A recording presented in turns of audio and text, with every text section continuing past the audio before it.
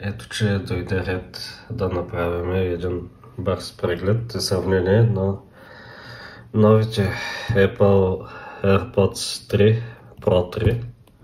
И тук имаме първото поколение. До сега бях с първото поколение, честно да ви кажа, от звука особено не бях очарован, тъй като ми се струва плосък, не особено богат, вълнуващ, като слушам през тези слушалки. Съвсем друго е положението, когато пусна ето тези леко малко са запрашили, но тук вече имаме нещо съвсем различно. Така, както знаете от видеята по-рано, разполагах с тези. Свириха добре, но не толкова добре колкото тези. Но нормално, тъй като имах първо поколение на тези с Lightning кабел, които бяха по с разликата им с тези, които излязаха след това с USB-C кабела, че с USB-C кабела може да се служа с кабел и lossless аудио, докато с Lightning порта само Bluetooth и качеството от това страдаше. И какъв беше другия проблем? Защо се сменям първо поколение с второ? Първо поколение почти не ги използвах. Ги имам от може би 3-4 години. И това е, че когато стоя с тях и говоря по време на видеосреща или ако дори да стоя, постепенно слушалките започват да се измъкват от ушните ми канали. И оттам вече качеството на звука спада, което чувам, и изолацията от страничния шум също. Иначе при пътуване по време на полет с тази си кутийка, и, знаете, са просто прекрасни слушалки, прекрасно решение за изпът. Така, сега третата версия. Нека да ви покажа, тъй като има много фалшиви обяви в интернет за слушалките, принцип Apple-ските. Трудно да се различат, толкова добри копия правят. Така, първо слушалките отгоре са принтирани релефно, и тези, и тези. Сега как изглежда кутийката отсам.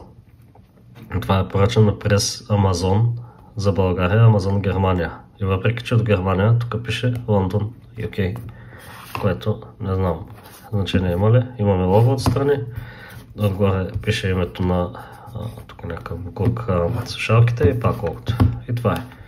На гърба някои обявяват второ поколение, пишат, че са трето, а продават второто поколение. Тук имаме слушалките изобразени, на трето го няма това. Тук имаме на първо. На първо е нацяло, на второ е тук във ъгъла, на трето въобще няма показани слушалките. И разликата вече виждаме, че имаме тук разни надписчета. Даже на български не знам дали присъства. Ще ме изненада, ако го има. Не го виждам. Така, дърпаме се двете лентички и слушалките са отворени. Да. Като малко ми е трудно с навика да го правя това. Но Apple са помислили за всичко. Така, нека да го върнем това нещо, да не с тръскане няма да стане. Май. Или пък ще стане. Ето стана. Така. Искате ли пък да отворим и тези? Успорено. Тя кутийката вече е тук, ама тук само с издърпване, но вече отваряме доста пъти. Има определено разлика в кутиите. Така, имаме тук книжки, като гледам са доста. И слушалките. Тук също са. Тук си бяха слушалките, отдолу са тапичките. По същия начин явно са опаковани. И имаме книжка с тази цветната книжка, другото са лоренти листчета, като ги гледам. Като тук имаме общи картинки и историки за самите слушалки, размерите на тапичките, които са Като извинявайте за подсвърчалята, но съм болен още. Тапичките, как да се изберем правилните, функциите на слушалките. Така. И такива неща. Сега разгледате, като се ги купите. Тук имаме, че проследява сърдечния ритъм, което го правиме с ето това. Така, все пак ще погледната, нямаме нещо друго, но няма, вече лепенките ги няма, само книжки такива са безинтересни. Така, слушалките са тук, трябва да повдигнем. И какво имаме тук? Тапичките, които сега, защото са по-големи, това вече не се повдига, докато тук едно картонче беше, за да легнат. Това е по този начин, понеже тук са само 3 размера. После ги увеличиха на 4 и сега на 5. Японска работа, лека по лека става всичко. Но... така.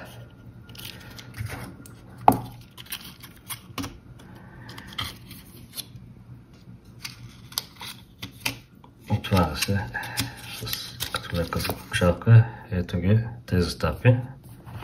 Чакайте да ви покажа старите как бяха. Тук обаче картона е по-дебел на старите. Някак си е по-лъскав. Или се въобразявам, но мисля, че по-дебел. Но принципът на отваряне е същия. Ето ги.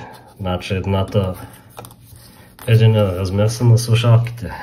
И затова тук се сменят сега. Тук само да ги погледна. Те не са много за показване тези, защото наскоро ги смених набързо. Това е средния размер. Нищо, че пише S. Това е средния, това е големия. Докато при тези имаме малък. Чакайте да извадя средния тук. Средния да видим. Към кой се приравнява от старите? Че ми е интересно. Съжалявам за мръсотията, не съм се поиграл да ги почиста тук, що дойдоха тези слушалки. Така, може би това е M размера. И като гледам съответства на точно между S и L, така че може би съответства и на тези, които са сложени на тези слушалки. По този начин. Запазва се размеряването, за да няма изненади, което е добре, защото аз до някъде с S ги нося сегашните. Никаква разлика S или M. Като слагам вече за съвсем дребни, не знам, тук може би сина ми би се зарадвал, аз едва ли. Човек като става на години, още му растат, не се смаляват. Нали знаете кое расте цял живот, освен ушите и ногтите, носа. Да. Така, това обаче опорито не иска да излезе. Не искам да късам хартийката, дайте ми секунда и се включа. Ето, сега, кои са новите, кои са старите? Това са новите. Лампичката, както виждате, светодиода тук е скрита под пластмасата. Тук се вижда. Сякаш тази е по-висока кутийката от другата. Дали е по-широка? Може би също. Да ги сложат така, ако са. Почти нямат разлика. Може би половин сантиметър да имат. Почти еднакви са. Но като ги сложа една до друга, се вижда, че едната е малко по-голяма от другата. Вече за изпъкналост. Как мислите? Пак е сходна работата. Отзад на Apple на първо поколение, новите, разликата, която виждаме е, че тези са по-прашни. Тук има копче, тук няма. за свързване с устройство. След малко ще превключваме на фотоапарата, за да мога да ви заснема как става сдвояването, но е лесно. Да, се чуя дали да го заснемам специално. Почуква се върху кутийката отпред и тя влиза в режим на сдвояване. Така, тук минавам на VoiceOver. Тук са двете кутийки и ето, отваряме кутийката, почукваме два пъти върху нея и трябва да се появи. Ето, появява се на екрана на телефона балончето тук за свързване. Цъкваме свързване. Кутийката издава звуци вече, тъй като има вграден говорител. Казва ни екрана да си сложим слушалките в ушите, което ще направя сега, но с една ръка, знаете, малко по-трудно става ваденето и поставянето на слушалките, особено с дясна ръка в ляво ухо и така нататък. Още при слагането на едната слушалка засече, че имаме слушалка поставена и може да продължим напред, дори не изчака за втората. Само секунда.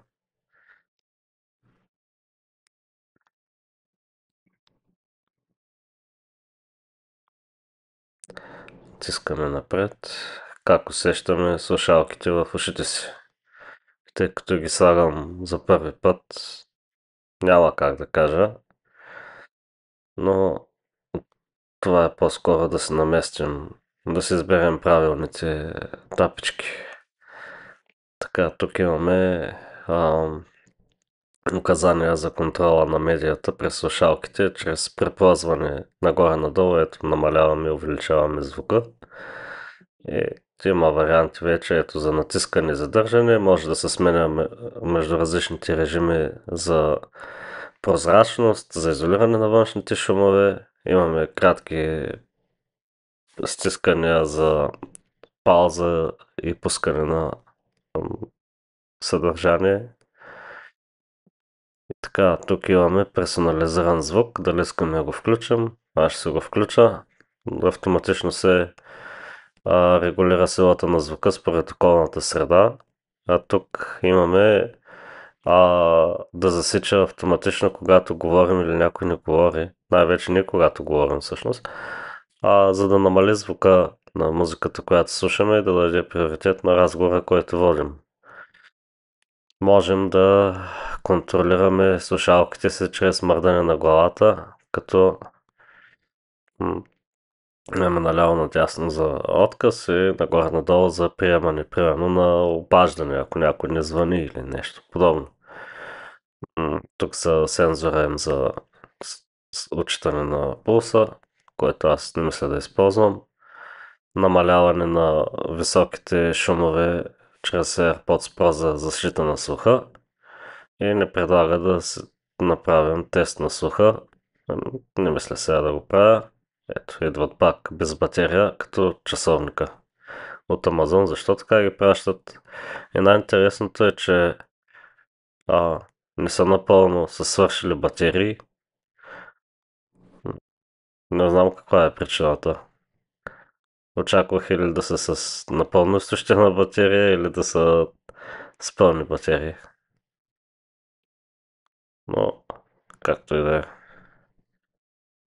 Тук вече то всъщност директно тръгна музиката от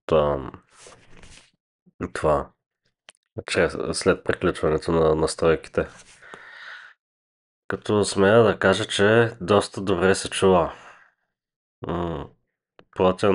Плътен хубав звук и бас, далеч по-жив от този на предните слушалки на първо поколение. И бих казал направо е впечатляващ.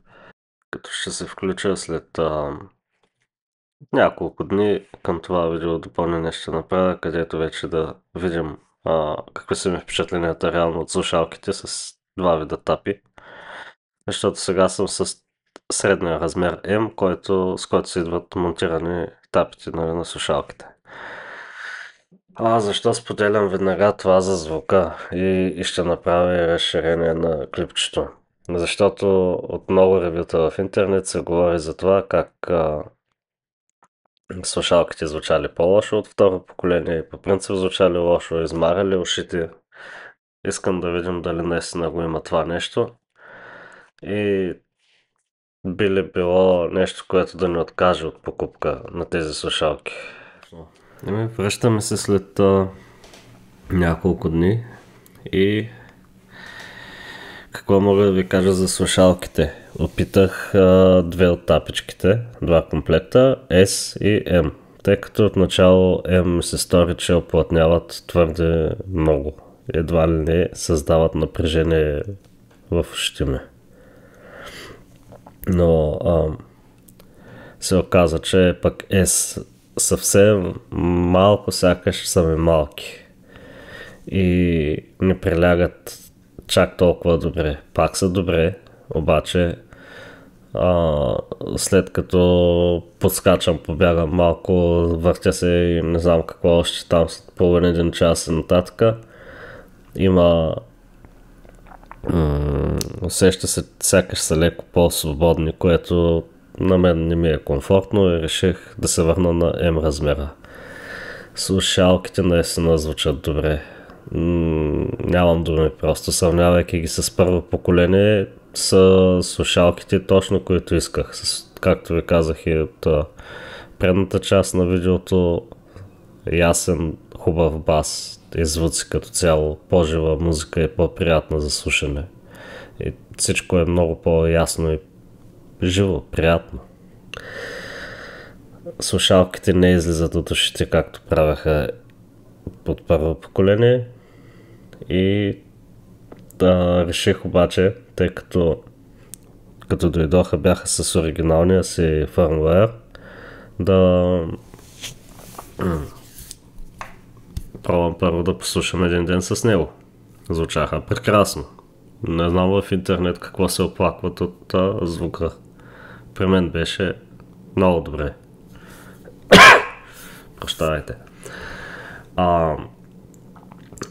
След което обнових фърмуера и как става това, всъщност знаете ли какво? Дали ще излязат, се чудя аз, ето тук на екрана, стига съм държал това клипче. Всъщност то